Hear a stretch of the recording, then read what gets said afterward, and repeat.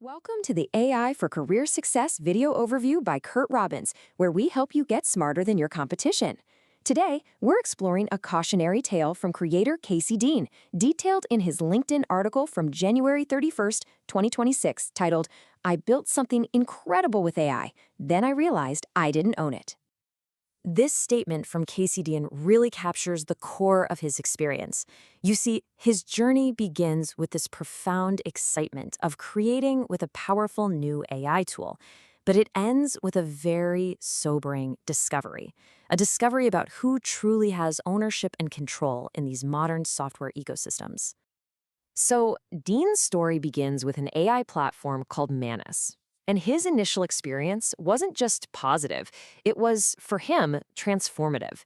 He describes the state of frictionless building, where tasks that would normally take days or even weeks were suddenly accomplished with remarkable speed and elegance. To put that into perspective, within just 2 hours, Dean constructed a fully functioning website. Now, this wasn't some simple prototype. It featured a complex retrieval augmented generation, or RAG, pipeline. That's a sophisticated method for grounding AI responses in specific data. And this tech powered a unique Oracle character he designed, complete with its own personality and lore. The initial investment for this incredibly rapid development? A mere $40. You can see how this combination of low cost and high power output made the platform seem exceptionally valuable, an almost irresistible proposition for any creator or developer. Dean even described the tool's effectiveness as, and I quote, "genuinely dangerous good." He found himself pulled into this creative flow state, so absorbed in the act of building that he completely overlooked critical planning stages, things like system architecture and, most importantly, a viable exit strategy. His enthusiasm, coupled with the platform's impressive capabilities, led him to spend around $200 in tokens. At this point, Dean was fully invested, not just financially, but conceptually. He saw himself as a future, long-term premium subscriber. The narrative reaches its critical turning point when Dean decides to make a transition from building inside the platform to deploying his creation onto his own infrastructure. And this is precisely where that perception of ownership began to unravel. This really is the central question that emerged from his experience. The moment Dean attempted to gain independence from the platform, he started to uncover an uncomfortable truth.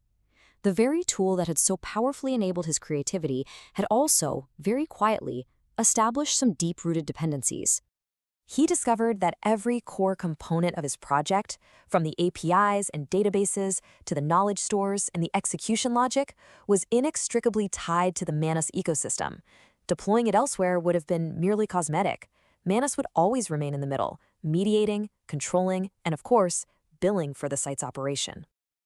Faced with this new reality, Dean attempted to refactor the entire system, to surgically remove the platform's dependencies and reclaim true ownership.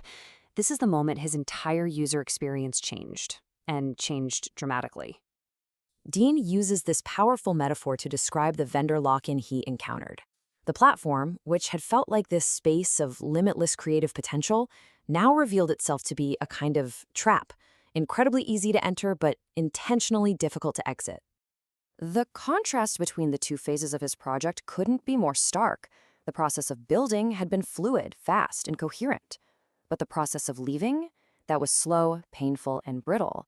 He realized the system was engineered for a seamless experience only as long as the user remained within its walls.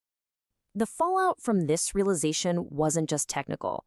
Dean describes feeling frustrated, disappointed, and even betrayed. The tool that he had genuinely admired now seemed designed to exploit his creative investment. And this brings us to the crucial takeaway from Dean's account.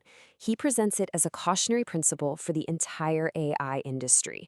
You see, the short-term gains from creating these restrictive ecosystems may be completely outweighed by the long-term loss of the most valuable asset there is, the trust of your user base.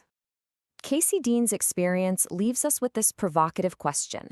It really compels us, as professionals, to critically examine the tools we adopt.